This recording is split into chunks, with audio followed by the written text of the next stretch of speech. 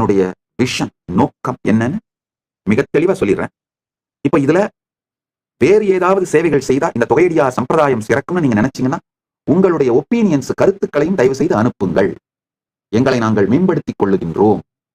அந்த துறைகள் எல்லாம் சேவைகளை செய்வதற்கான முயற்சிகளை எடுக்கின்றோம். அடுத்தது, வெறும் பொருளாதார ரீதியான உதவி மட்டும் இல்லைங்க, மரியாதை, நல்ல மரியாதையோடு இந்த தொகையடியார்கள் நடத்தப்பட வேண்டும். இந்த முப்போதும் திருமேனி தீண்டுவார் எல்லா கோவிலுடைய சிவாச்சாரியார்கள், பட்டாச்சாரியார்கள், கோவில் பூசாரிகள் அந்த திருமேனியை தீண்டுபவர்கள்.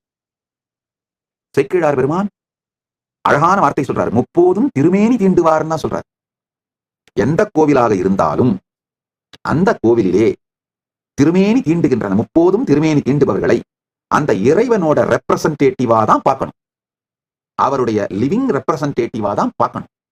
அது மாதிரி இவர்களை அந்த முப்போதும் திருமேனி தீண்டுவாரை மரியாதையோடு நிகழ்த்த வேண்டும் என்று, நடத்த வேண்டும் என்று கைலாயத்தின் அன்பர்களுக்கு வேண்டுகோள் வைக்கின்றேன். என்னுடைய பக்தர்கள் சீடர்களுக்கு வேண்டுகோள் வைக்கின்றேன்.